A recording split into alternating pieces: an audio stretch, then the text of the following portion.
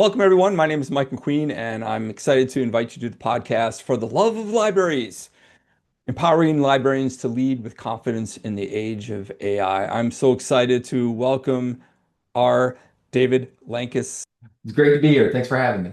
Hey, can you introduce yourself? There's a lot of librarians that are going to be watching this and reading about the excerpts that we use in my book that are in all different types of libraries. So K-12 librarians, academic librarians, and public librarians. And some people don't really know who you are. And so if you could kind of share your background a little bit and connection to AI as well. Sure. I'm the Virginia and Charles Bowden Professor of Librarianship at the University of Texas at Austin's Information School, which is a big fancy way of saying I'm a So you professor. so you teach librarians that want to, or people that want to be librarians. Yeah, yeah. I mean, it's an ALA accredited library school. I've Okay. been a library school professor for about 25 years now at Syracuse University, University of South Carolina, and now at Austin for the past 4 years. And obviously, besides from teaching, I do a lot of research and I do a lot of looking and thinking about sort of the underlying concepts of librarianship and how they fit in across different library types. I Mm, look particularly these days on how libraries really work with their communities around learning, whether those communities are a school community, a public community, or could be a medical community, academic community, what have you. mm. So a lot of my work is thinking about sort of why we do what we do and how we Mm. define librarians outside of the buildings they may work in. I mean, Um, like it's perfect because I just finished chapter 12, which is about education, and I'm kind of touching on chapter 13, which is a framework that I'm offering. And I talk so much about exactly what you said about the connections to different types of libraries and how we all kind of should be working together and all that. So that's exciting. Finish what you're saying. Oh, Sorry that's to cut you okay. I off there. mean, a librarian is defined by by their mission, which is to Mm, improve society through hmm facilitating knowledge creation in their communities. They're the means by which they go about doing that, providing access to other people, access to resources, access to opportunities, software, etc. They do it through providing training and getting people up to speed to be part of conversations. They do it by providing environments in which they can do that where they feel safe. And they do Oh that by my gosh. understanding people's motivations. And then finally, they do that based on a series of values such as openness and learning and intellectual honesty, things of that nature. Man, you said that so perfectly, better than what I think I wrote wrote in my book. So that was just really Well, I got incredible. about a 400-page book if you want to just skim Yes, I through know. I saw that. it. So tell us about that. You didn't mention that. Like you've written some books and I've you've written some some books. other accolades that you should mention. Well, I did. I wrote the book I think most people may know about, which is called The Atlas of New Librarianship, and that was the best library and information science book in 2011. And then I won a couple of awards from ALA and from the Reference and User Services Association. And it all comes down to the idea of, promoting world domination through librarianship. And so I that's a lot about love what it. I'm about. And Oh, it's so in funny. terms of AI, I'm also a tremendous geek, and I always love playing with new technologies and seeing what they do and how they can do, and then increasingly looking at how it impacts what we're doing. Mm, Started getting involved with libraries in the early 1990s before the web came out, and then when the hmm web came out, and just have been looking at it since then. And so it's always interesting to see what's mm, happening. And so started as a curiosity and it's gotten increasingly spending some mm. time thinking about what its impact is going to be on society, regardless of whether it's good or bad, frankly.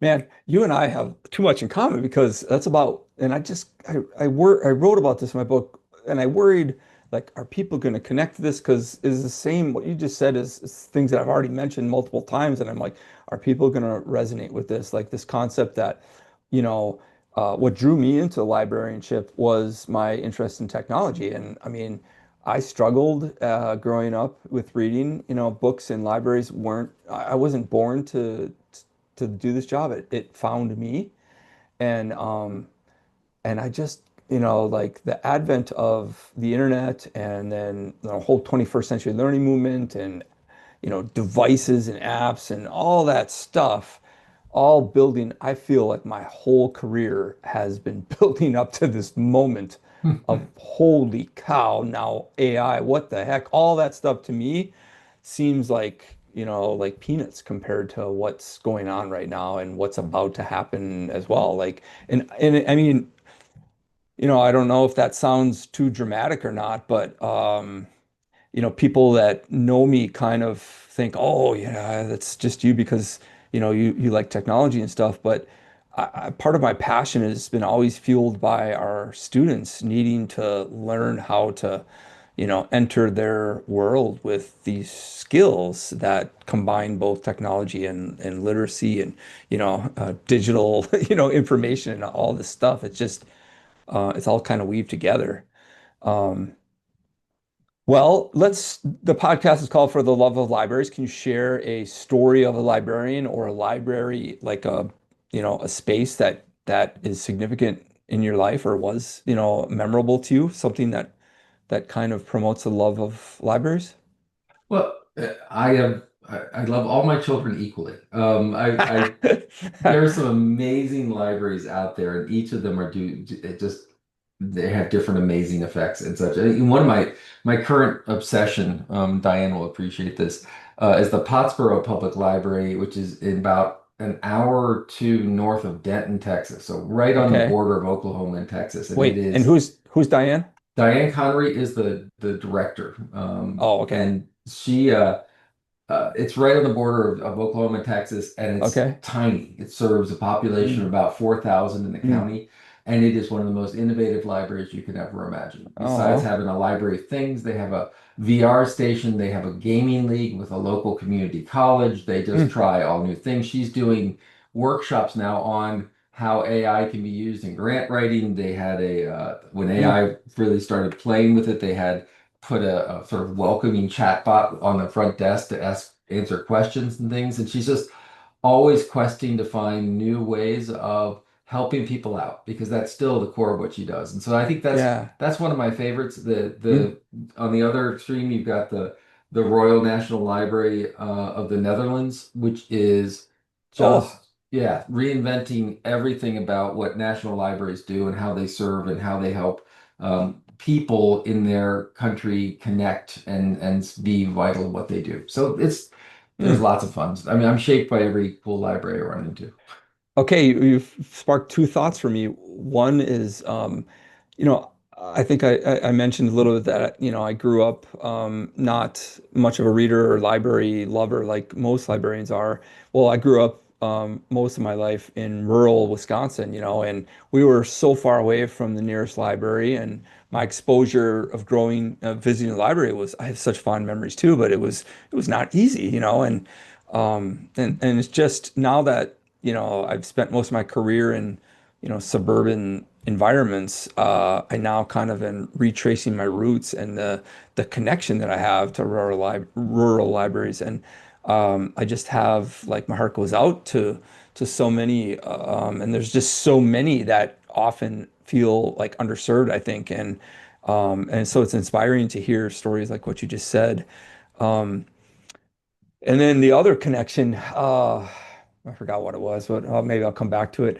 Um, Tell us about so the big initiative. I found you because of this chapter that I was writing about and about the section about initiatives that relate to different types of libraries with AI. And I think you got interviewed for School Library Journal, and I think that's how I first got connected to this program that you've created. So can you share that program? Tell us what it's about. Sure. So the State Libraries and AI Technologies, or SLATE, came about from a series of conversations. You know, it seems hilarious the compressed time that we're dealing with, but all the way back in 2023, when ChatGPT and OpenAI opened up, right? There was a lot of talk, including from people like me, which is this is like 1986 or 1996. Yeah, 1996 was an interesting moment because the internet was out there and the web was out there, but it was still sort of on the fringe and academic, and some schools were trying it. And then yeah. by 1997, it was changing the whole world and how we did things. And so people were saying, well, that's what AI is going to be like now. And it's gone through its hype cycle, but as it was inching up towards the top of that hype cycle, talking with a lot of state libraries, and many people don't know or think about state libraries. They do Hmm. these days, given the sort of federal context. But state libraries, their job is to support those rural public libraries, suburban, urban, as well as some academic libraries. There's an old joke that once you know one state library, you know one state library, right? You've got State Library of California and New York, which are huge, and Texas with, 100 employees, and then you've got, Montana with 6 people. And Yeah. some of Yep. them are have massive collections, and some of them are passing through federal funds, but all of them realized really quickly that they needed to figure out what their role was in doing it. And for example, some state libraries given the sort of book banning times, they were facing a real onslaught about libraries being about, collections and banning books and things of that nature. And I was talking with the state librarian, and she said, AI could be really helpful Mm. because if we look at AI from the focus of workforce development, getting people to go work and use these industries, it's really, really hard to say those grooming, pedophile, liberal librarians do a fantastic job of preparing tomorrow's workforce, right? You can't sort of hold those two ideas Yeah. together. Right. And Right. in some states, there is a real resistance. In fact, California, I think today or this week, the California State Senate passed a law about sort of responsible AI and have real strict AI language around acquisitions and purchasing and using all of these sorts of things. And then you've got states like Oklahoma which have built AI into their sort of a statewide plan where the state library and all the different agencies of the government are to use AI to improve workforce development, prepare education and training. So you've got a lot of mix. Mm. And Mm. Slate grew out of the idea of we should all be talking about this together instead of separately. Let's put together a petting zoo so we can all try these things Yeah. instead Yeah. of, I read about that. Tell yeah. us what the petting zoo is. Well, the petting zoo is, I mean, it sounds really mundane, but the petting zoo was a place, and we just used virtual machines where people could log in and they could try ChatGPT and Yeah. Midjourney and all these different Okay. systems. And it grew out of one, they weren't necessarily ready to do state procurements on it, or they were prohibited from doing state Yeah. procurements. And so this gave them a Yep. chance to try it, gave them a chance to do training on it, training of themselves, and then training of people in their state. And so it was a way of doing hands-on work. And we were looking at, for example, how do you train public librarians or school librarians to use this? Well, New Jersey has been doing this amazing things with technology and AI ambassadors program where they Mm. fund a cohort of people who learn and try it, and then they teach the next group and they teach the next group. And so, is there a way of taking that AI ambassador program in New Jersey and implement it in Delaware, implement it in California, implement Mm. it elsewhere? And so it became just sort of a way of people interested in this topic to get together, to try it, to talk about it, and to think deeply about it. Mm. And it was interesting because at the end, there was this question about should we make some sort of massive pronouncement. I mean, you've got Right. ACRL puts out a statement and IFLA puts out a statement, and there are lots of these sort of grand statements about AI. And the question was, should state libraries? And the Mm. response was, we don't have a common feeling for this. And that's Mm. okay, because that's Right. not our Right. job. Our job is not to come Right. up with a national thing, it's to come up with our state thing. And so it's been really interesting. But I think the thing that I took away from the project, is the importance of AI literacy and the importance that AI literacy be in ways nothing like information literacy was before it. Yeah, yeah. Can you elaborate on that? Because that's a common, I mean, it's such a hot topic, AI literacy. Librarians are experts in literacy in general. And then, when information literacy came about, we were, at the forefront, which, we are the experts in that. And now AI literacy is the latest buzzword. So can you expand on what you're kind of talking about with that? Yeah, so if you think about at the core of information literacy is how do we get people to be skeptical? How do we get people as they're searching the web, reading an article, seeing something on Instagram to stop and say, do I really believe this? Is this Right. trustworthy, right? And so Yeah. we know that when people are going through their day, they're too busy to sit and question every little bit piece in front of them. So information Mm. literacy is, okay, I caught your attention. This picture may not be real.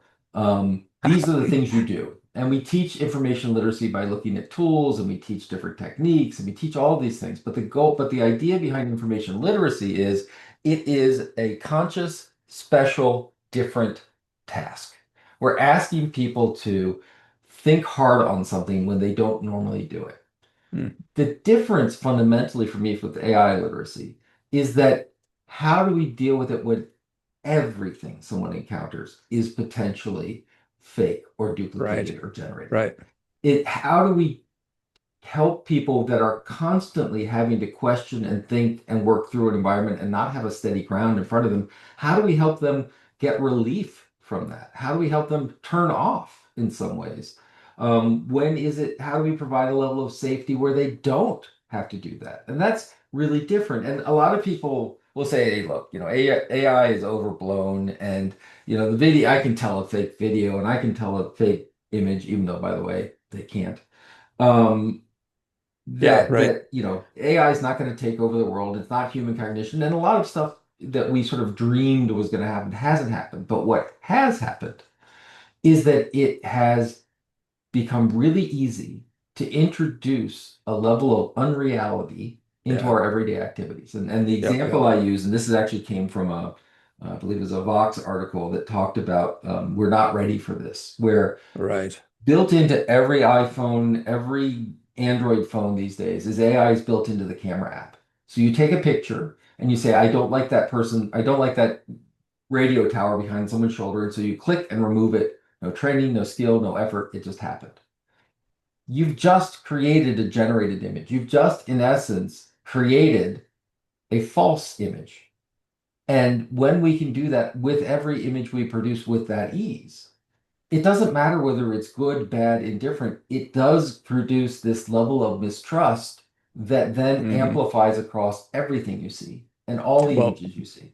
And Well, so, yeah, and it's not just limited to images, like of course text is what started it all, like being able to being able to not differentiate, what we read in print or in text versus, but yeah, now we're talking about video, we're talking about audio, voice, music, I mean every aspect of it. I just yesterday, now anyone that's watching this, we're recording this in summer of 2025 and just it's almost July here, and just yesterday I watched the YouTube John Oliver last week tonight, and he taught his whole episode was about AI slop. Did you see that?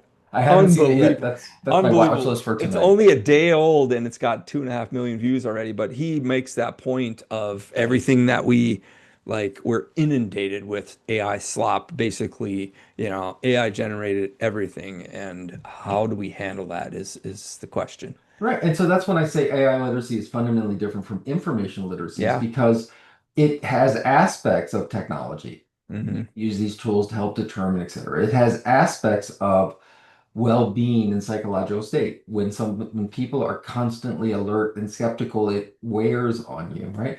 But ultimately, it deals with societal trust. It deals with the idea of, do I trust this source? And therefore, Right, did I right. know the person? And do I have something in common with them? And in a time of greater ideological separation, in the idea in an era of sort of division, how do we rebuild societal trust so that when we come Mm. up with California passes a law, we trust the California government in order to implement it, right? Yeah, right. And and that is something where libraries and librarians, much more so than whether someone understands how a large language model is put together or the non-deterministic algebra used in machine learning or Right, right, right. right, all the tech bits and Yeah. pieces, that idea that we need to learn to trust each other again is, for me, the central fact of what librarians can contribute to this conversation. Mm. There was a group out of, I believe it was Oxford, that called Public AI, and they wanted to push for a public AI infrastructure. So produced with public funds, auditable by the public, built around copyright, intellectual property, lots of things. And they went to libraries and they did exactly what you would expect them to do is they went to the biggest academic libraries they could find and say, we need your stuff. We Mm. need to digitize and consume all of your content to retrain these AI models. Mm. And we began talking to them with Slate. We said, that's fun. But what would be more interesting is let's talk about the rural library in Wisconsin. Let's talk about people who are suddenly worried about losing their jobs. Let's talk about people Mm, who suddenly really want to know how is it that OpenAI is allowing them to provide this stuff for free or for so little? Where's the money coming from? How do right, we right. build trust? And Yeah, I right. said, if you want to talk about the value that libraries can bring to you, it's not what's on their stats. It's the conversations that are going on in the Mm, front desk and beyond the mm. building. So Yeah. that's, for me, one of the biggest contributions around AI literacy is credibility and trust. Hmm. You know, I speak and write so much about this coming moment where our society is going to be scrambling. There's so many people that still don't really know what's going on and how what it's changing, what's happening. There's just a lot of people that are just kind of in the dark right now. And I believe strongly, like I've been following AI and some of the big technologists that have been predicting like this moment for a while now. And we're on we're on the brink of really dramatic changes, more than you and I and anyone else at this point even know about. And like this concept that librarians can like we can help our communities like handle it now. I mean, it's already kind of happening now, but if it's gonna change things the way these well-known and well-respected experts are predicting, like people are going to need help and they're going to not know where to turn to, especially as AI slop like buries us. And who else is better equipped than a librarian? Like we have more understanding about what information is and how to evaluate it and what it is. I'm not saying that we'll be able to figure out everything with AI, but at least the librarians that are like trying to learn and stay up with AI literacy are gonna like be really needed and play a valuable role with their communities. We're working with Oh, the Austin Public Library on we're calling it AI readiness.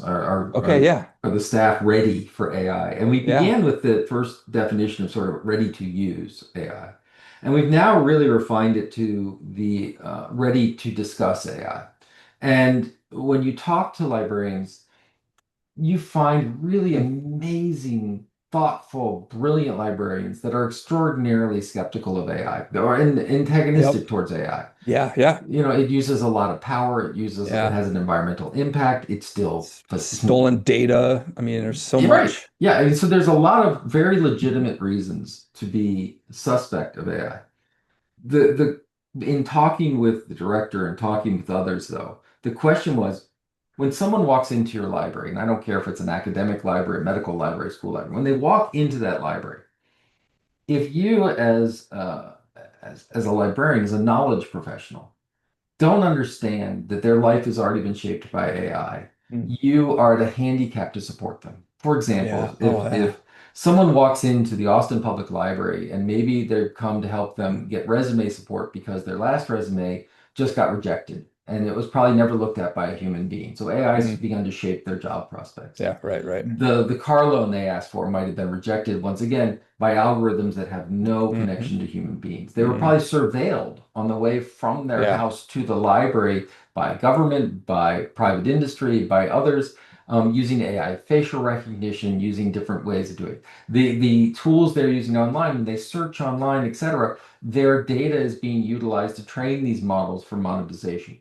And so today, not tomorrow, and not maybe, and not, but today, we are seeing that people are living in an AI environment. And if we, as knowledge professionals, as compassionate, empathetic, Yeah. and expert professionals, don't understand that world, not Hmm. to endorse, not to necessarily imply, but if we just don't even understand the world that they're in, then we have taken ourselves out of that conversation. And Oh my that's gosh. Yeah. problematic. Yeah, yeah. Oh my gosh, for sure.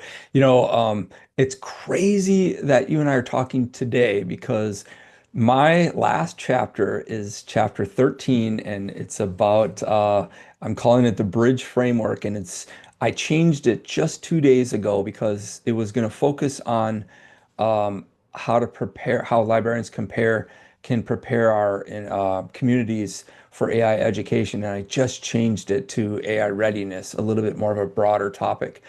So the fact that you just said that, that I'm like, oh no, like I'm not stealing it from you. I mean, it's just, I think a lot of librarians are very like-minded with so much of this, Yeah. and this is why I think that we, out of all professions, are really meant to lead the way with helping our communities be ready and prepare and handle AI more And than when so many. Agreed, absolutely, and it involves us stepping up to do it. And once again, it doesn't necessarily involve us being full-throated evangelists for Right.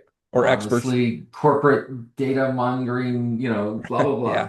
Yeah. right? And I was in these conversations we were doing focus groups with librarians, and one of the librarians said, I'm really worried Mm, that when people come to the library as an escape and they see that we are in essence utilizing and therefore endorsing these tools, they will find it as a betrayal to our mission. mm. The creators and the writers that have for so long been primary Yeah. supporters Yeah. will look at Yeah. this as a betrayal. Right. That we had another group that said, they're going to come here to learn about AI and they're going to come here to escape it, right? And Mm. how do we serve those two different populations Yeah, at the it's a same time? great. Well, and you're touching on such an important need that we all have that I think many librarians overlook is that need to survey and really, like you said, focus group, but like, surveying and understanding. I think a lot of librarians will talk and informally, find out the feel of stuff, but there's a certain level of, impact when you really organize your sources to find out what everyone's really thinking. Yeah, and what we're finding is at the end of Slate, my partner in this project, Kim Silk, who's just brilliant. Um, we were sitting there, we were saying, it's interesting. We built a tool so that we took all the interviews that we did, and we took all these lessons that we had taken, and all these papers and materials, and we built them into Notebook LM, and so you could go in and sort of query it and deal with them. And Tell then, people what that is. Some people don't know. oh, So, Notebook LM is the third most addictive AI. The first one is always going to be image production. But anyway, okay. Notebook LM allows you to set up a series of sources, depending on how much you Mhm. pay for it, 30 to 300 sources.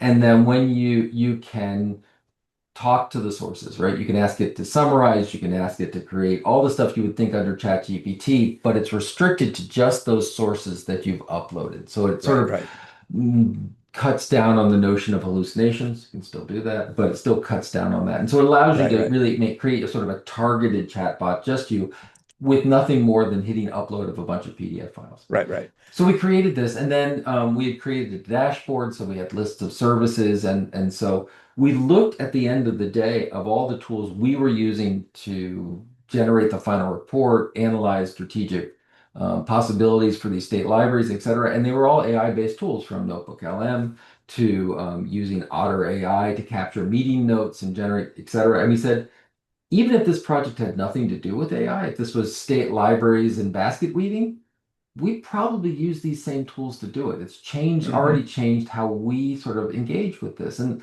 we had a situation where talking with many libraries, this was a common story, which was they would have a program. And so they would go and do a reading group or they would go and do some sort of cooking demonstration, whatever it was, they would have a program and they would capture stories. People saying, oh, this was the greatest thing ever. Oh, this is my child never loved to read, but this, I mean, just all these Mm. feedback. And it was Really? all Yeah. in sort of rich text.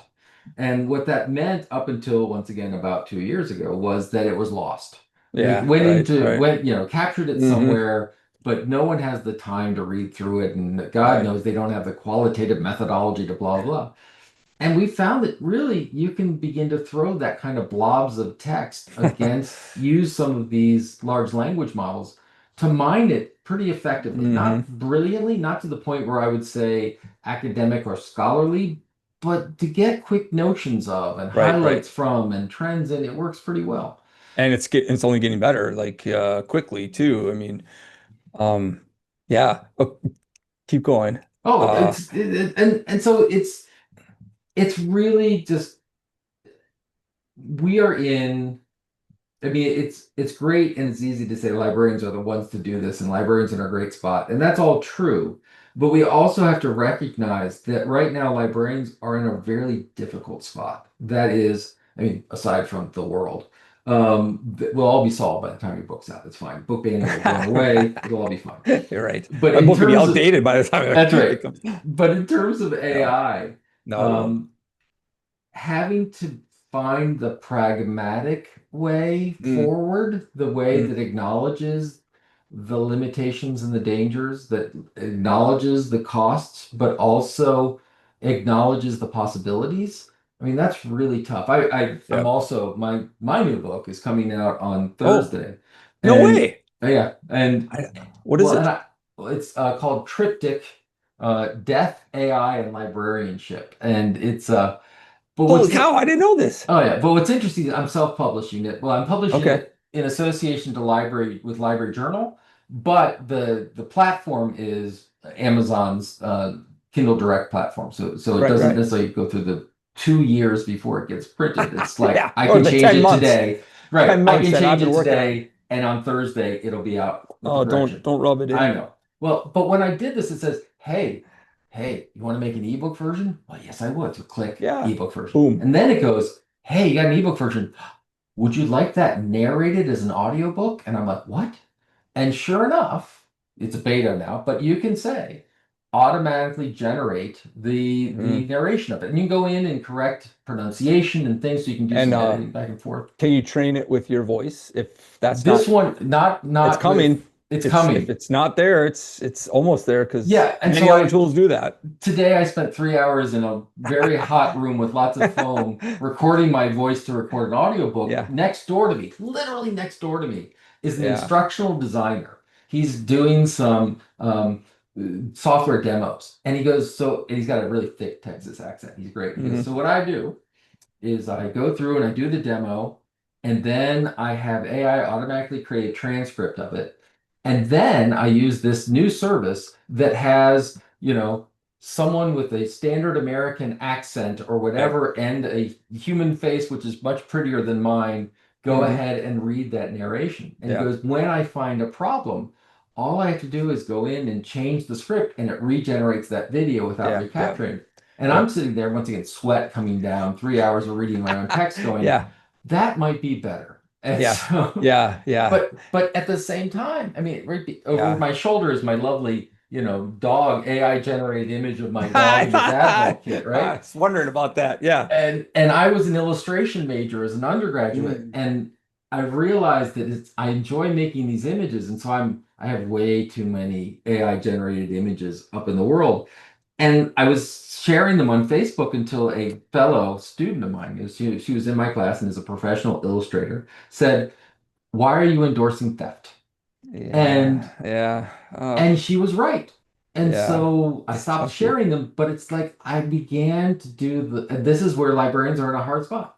Yeah. We have to do hard thinking. And there are people in AI that, and you're talking to them, you're talking to Leo Next, etc., who have done some hard thinking about this, and we're not Yeah. done. It's not going to be as simple as, well, it's another tool like we used Google and we used Right. Scopus and whatever, and Yeah. I've now we're going heard to use that. ChatGPT. It's like, Yeah. I've heard people say that. Oh, it's just AI is just another tool. It's not right, really. It's right. a lot more than Or that. it's AI slop and it's all bad. And we're like, Yeah. And Right. so we're in a really powerful, the place we need to be, uncomfortable, difficult spot of figuring out on a minute by Hmm. minute basis Yep. what we're doing. And the classic line about AI is using all this water and power is true. However, it has been improved. We've used it's something like 70% less power and water in the 2 years that we've been dividing it by better software and better hardware to do it. Right. Right. Every software, Yeah. every Yeah. platform starts resource hungry and gets resource lean. Hmm. We've seen the idea of, well, it's using all this pirated material. Yes. And now we see a lot of companies going in and licensing with these firms. And we see the Yeah. Yep. publishers who Yep. were terribly offended by all of these things, asking authors now, give them permission to go Yeah. sell our stuff to Yep. these AI, right? Yeah.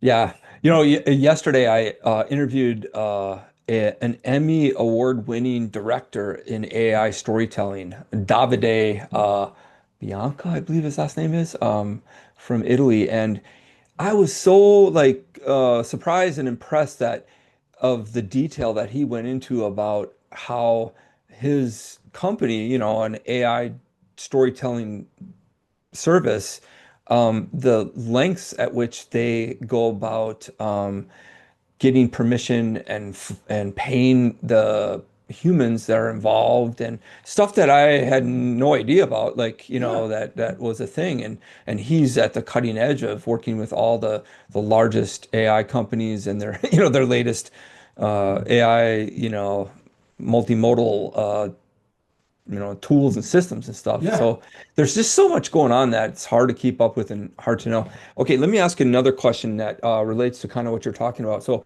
I work at Missouri School for the Blind, Mhm. and we're a state entity, so I'm overseen by the state, and our state library association works closely with our school, our library for the visually impaired and blind and visually impaired, and that's Mm. a pretty common thread throughout the whole country. States have state libraries that often are very close or oversee the libraries for students that have Yeah, impairments or disabled or whatever. And um, one of the roadblocks that we constantly face is restrictions because we're governmental entities. We're probably target to a lot of attacks in our IT departments who are spread too thin and understaffed and all that. Like the instinct of shutting stuff down and blocking it is yep, such a problem, especially because part of the wonders and beautiful part of AI is it's leveling the playing field that have disabilities or can't do a lot of stuff that maybe now suddenly they can because of AI. So it's just it can be extremely frustrating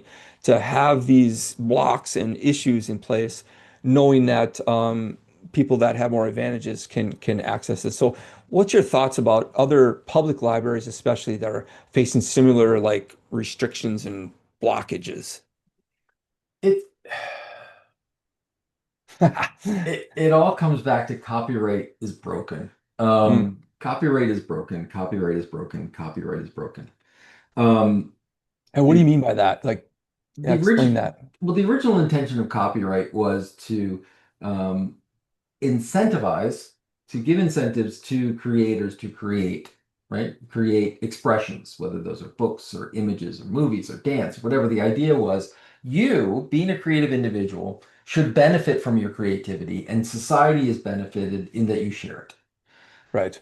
And what that means is we give you a limited monopoly on the use of this expression. You have all these rights, Mm. copyrights, Mm. the rights to The copy. question about fair use, what's fair and what's not. Right, which came later. But Yeah. right. And so the problem is that over the century or so, it's become increasingly utilized as a way of building the concept of intellectual property. Intellectual property has become a way of garnering rents from citizens. In other words, it's become an industry mechanism Mm. and to generate a lot of money. To the point where I believe it was the somewhere in the 90s, the largest donors, the largest industry supporting political candidates was the communications and IP industry, Disney's and Oh wow. Viacom's and such. Yeah, I didn't even know. Yeah. Wow. And Mickey Mouse keeps getting an extra 30 years thrown into their Oh shoot. protection, right? Oh yeah, shoot. And Oh so Lordy.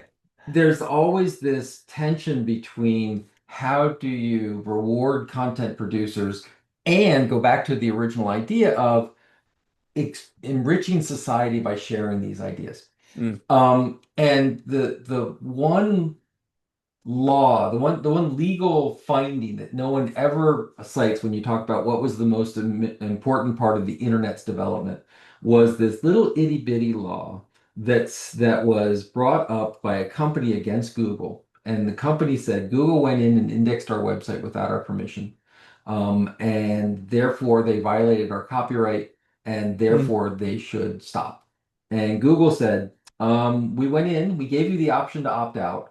But that was an important part, what the finding was. But they also said, we then transformed it in such a way that it wasn't utilizing your original, but it was bringing attention to it. People Oh. were using it to find stuff. Mm. And today, the idea of a company going, oh, we don't want Google to come index our site is nuts. But at the time, Yeah. right? And Yeah. so that legal finding that search engines are transformative works, that Mm, opt-out mm, is sufficient legal cover, allowed the Googleplex, for good or evil that we live in now, to become what it is. And we're right now at mm, the exact same point in AI. Is AI transformative? Is AI not? mm, And it will mm, have the same sort of level of impact in mm, terms of what we do.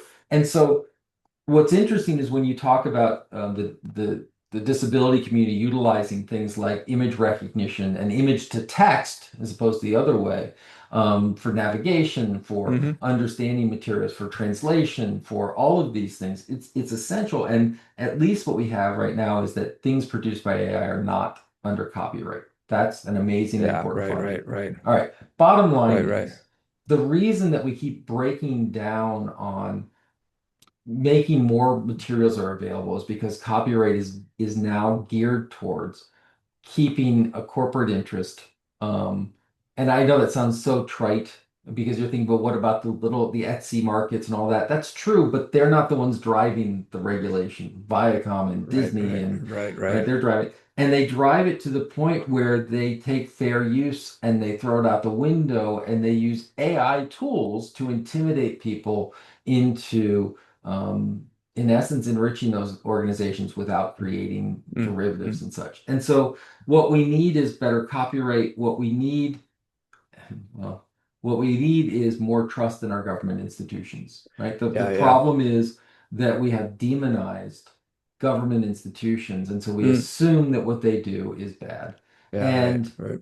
in our current, I don't want to get too political, everything's politics, but in the current federal administration, in the executive orders put out around, everyone talks about the executive action around diversity, equity, inclusion. They rarely tell you that it was actually diversity, equity, inclusion, and accessibility that was in Yeah, that. right, right, And right. so suddenly, how many years did we think we had things settled with IDEA? How long did we have things settled with services to the blind? How long did we have this? And suddenly now those are seen as an unfair woke enterprise. And Yeah, so right, right. understanding the value and trust in institutions, rebuilding that trust. Once again, where state libraries can be a part of it, where your school can be a part of it, where the stories you tell can be a part of it. It Hmm. all, to me, at the end of it, we talk about AI tools, we talk about AI trust, we talk about AI, it all comes down to trust, Mm, right? AI has yep. the ability to erode trust, corrosive AI. AI can be used to build trust, making things more accessible, Mm, making things more transparent, allowing people without a massive technical ability to suddenly look across hundreds of federal reports for information, right? All of that has the ability to build trust. And libraries, which are extraordinarily well trusted by and large, even in the midst of these attacks, have the ability to build on that foundation. And they need to take that seriously and understand that the greatest value they have is never the collection, it's never the building. It is the right. trust that is held Mm, between them and the community. And that mm. only comes from communications, good service, and a relationship over time. Man, are you sure you didn't like, are you tapped into my computer? Because you're really like you're kind of overlapping some of the stuff that I just been writing about just in the last few Well, days. I It's plan really, on really I plan on suing you for copyright. It'll be fine. that's right. Shoot. Um, I've talked before about hypocrisy. I feel, and I don't really know how to present this the best way, but I feel like, you know, first of all, let me preface it by saying, part of our mission is to try to help prepare our community. And, you know, especially I think about our kids that are growing up in the world that all they know of is AI, and then our kids that are, ready to enter the workforce. Like if they are not equipped with good understanding of AI, AI literacy and skills and all this stuff, like what a disadvantage they're going to be at. So it's almost like we're obligated to help learn ourselves so we could help others that we serve. So there's that motive, but then there's this element I think that I keep seeing with a lot of different people, including myself, where we can be hypocrites to a certain degree, being like, if it's something that we're passionate about, we'll be offended by the use of AI with it. But then if it's something that we're just not good at or that we really need it for, we're not quite as offended by it. Like, what do you think about that? Like, for example, like if I am the worst artist in the world, which I am, I'm pretty good at graphic design stuff, but um, I couldn't draw or do any artwork at all. And I don't even think twice about using AI image generations for some of the graphics and murals that I do. Um, Not even thinking about like offending the like centuries of artists that have come before us to build this ability, right? But then some artist out there that could be offended by what I'm doing might like not even think twice about using a large language model to write, an email. And I'm like, listen, I spent 20 years trying to learn how to write an email really good. How is that fair that you use it for that and don't think twice about it, but then you'll be offended because I use it, a similar thing for a different purpose. What are your thoughts about that?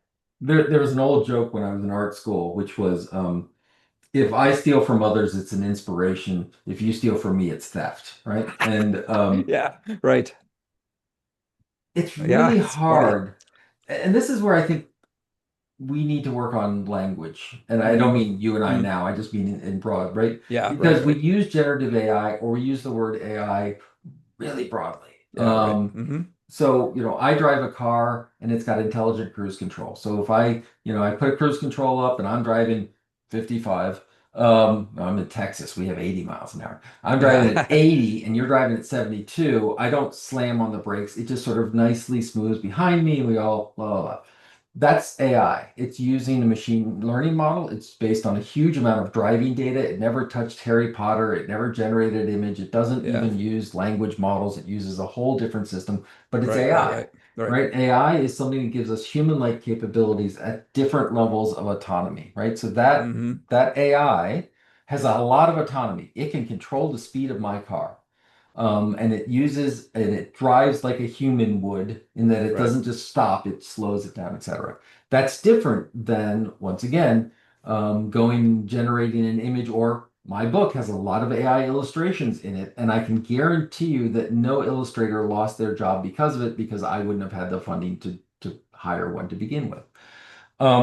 But it also has some AI text in it, and I had to spend a good amount of the book saying, I read it, I agreed with it, I edited it, nothing just went in, et cetera, et cetera, et cetera. So I get it. But we need to be, if we're going to have AI readiness, if we are going to be ready to have this conversation and be seen as a place of expertise or support in this, then we need to educate ourselves on those different levels, Yeah, right? yeah. Yeah, yeah. And Yep. because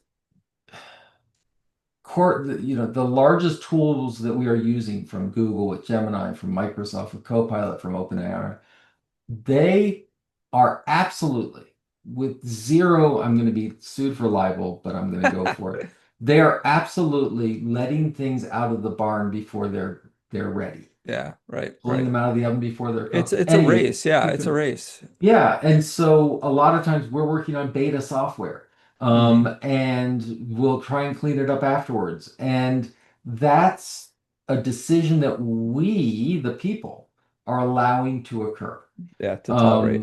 As consumers, we are tolerating it because we continue to use those tools. Hmm. As citizens, we're tolerating it because we're talking about withholding regulation. As Yeah, individuals, yeah. we are not thinking about how we use these things. And to be fair to fellow hypocrites, um, increasingly we're using tools that we have no idea are AI. Yeah. Before we started the recording of this, my camera was jumping around because Apple built Hmm. into my lovely new laptop here that if I move my head, it tries to keep me centered in Like image, tracking. right? And how was that generated? I'm sure it was generated by using a lot of machine learning where they said, this Yeah, is what a face looks like. This is right, what a right, face right. looks like. Here are 3 million faces. Go find one. Um, and I wouldn't have sat there and go, I feel like a hypocrite because my camera is Right, centering my right. face, Yep, yep. right? And Yeah. the next I song mean, you hear on Spotify, there are at least 3 different mm, AI algorithms that hmm. select your next song. right? Yeah. And only one of them uses large language models. Well, and there's a rise in AI generated music that Yeah, people are becoming fans with too. You know, it's pretty phenomenal. Um, well, listen, we're almost out of time. Let me ask you a couple more questions here before we end. yeah. Can you share with us like what is the most important thing that you could important advice that you could give a new librarian that either just started their career or is thinking about becoming a librarian? The two things you need to walk out of your degree with is one, an understanding of AI technology at Mm, a broad okay, level. okay. Because once again, even if you're not going to use it, endorse it, be an expert in it, the people you serve will be affected Mm, by it, and you need to yep, know yep. that. The second is you are in the trust business, and you need to learn and spend a lot of time on how do you establish and build trust with Mm, individuals and with a community. mm, That's even more important than the tool. mm, Because if you don't understand that, then we as a profession have profoundly uh, hindered our ability in the future to deal with issues yeah. from book banning to AI to legal policies and attacks on Library of Congress and Mm, IMLS. mm, It's all mm, about trust. mm. Yeah, holy cow, this last chapter. I'm gonna let you end the note, but let me sneak in something here because you just like I didn't realize how closely connected you and I are, and I'm just so thankful for talking with you today. But so this last chapter, it's called the Bridge Framework. It's a metaphor. You know, how can librarians help our communities? You know, cross the bridge to become AI ready on the other side. And so I have four pillars, which you've kind of already talked about, whether you know it or not. But the foundation to the pillars is relationships. You know, it's about trust. It's about like before you we can try to get anyone to prepare. And this is something I've seen my whole career in libraries, in classrooms. Like if we hope to bring our community along and be valuable contributors to our community, we have to have good relationships with them. And because I've seen so many really good librarians that don't have that relationship, and then they just lose the purpose and connection that they might normally be able to have if they would have paid more attention to those relationships. So I appreciate that. Okay, last question. How can new librarians that are aspiring, what specifically can they do to build those relationships? Like they're new, they're nervous, maybe they don't know people. Some people, a lot of librarians are introverted, you know, like so like being extroverted or going out of their way to build relationships might not be easy. What specifically can they do? They can be dedicated to helping people out. And I know that sounds really stupid, so stick with me for a minute. Okay. In the the Arab Spring that happened Oh yeah. many Yep. years ago, in the town of Alexandria, the was an area of huge protest. And what would happen is that protesters would go out and they would, against the government, back and forth, trying to bring back the Mubarak administration. And the Mubarak administration decided that the way to deal with this was to open all the prisons, allow all the prisoners out, and then send specific people in to cause trouble, to Mm, cause burning of buildings, to cause violence, to, in essence, discredit the folks within it. As this mob was going through and trying to discredit the uprising and the protesters, they began burning buildings and tearing them down, and they turned to the new Library of Alexandria. And the new Library of Alexandria is built by Mubarak, the administration they were trying to bring back. His wife was the head of the board. It was very wow. much a state thing. As they Wow. approached the library, the protesters joined hand in hand and surrounded the library to prevent any damage What? from occurring. By the Oh my end, gosh. at the next day, after this sort of night of violence, the protesters knocked on the door because there were librarians trapped inside the building. And Oh they my would gosh. say, and they sort of knocked on the door, and the librarians like sort of peeked out. And they said, is it okay if we put this massive flag on your steps, which was sort of their protest flag? And so from then on, every day when they would go to protest against this unjust administration, the protesters would put their hands on the flag in front of the library Huh. on their way to protests. When it was all done, when the protests, when Mubarak had stepped down, when the protesters had won, when at least it seemed like there was a chance for freedom in Egypt, not a window was broken, not a Mm, stone thrown against the edifice of that building. mm, And so the question is why? What was special about that building? Once again, because it was built by Mubarak, etc. And the answer that I got from talking with protesters and talking to librarians was for years, they had answered people's questions. When mm, people came in, they gave them good service. When they came yeah. in, they asked them how they could be of help. They answered reference questions. They provided books and materials. They did their job. They And built they relationships. they built relationships. And Oh, so the answer isn't you have to be an extrovert and you've got to be the yeah, person who makes everyone's friend and you're a salesman or whatever. yeah, The answer is be genuinely interested in yeah. someone else's well-being. And they Mm, will perceive that. That will build trust over time. And so be good at your job, but realize that your job is always contextually dependent on how it's going to help this one person, right, right? right. And so Man, that's what it comes down to is you build relationships by doing your job and yeah. focusing your job on how it helps someone, not on the do specifics of the job itself. Hmm. Yeah, like I feel, and I bet you most librarians can attest to this, that we often do, we try so hard to to do things, and we just don't always see or experience the positive effects of that. So can you imagine like all those years that those librarians built those relationships and did all those things?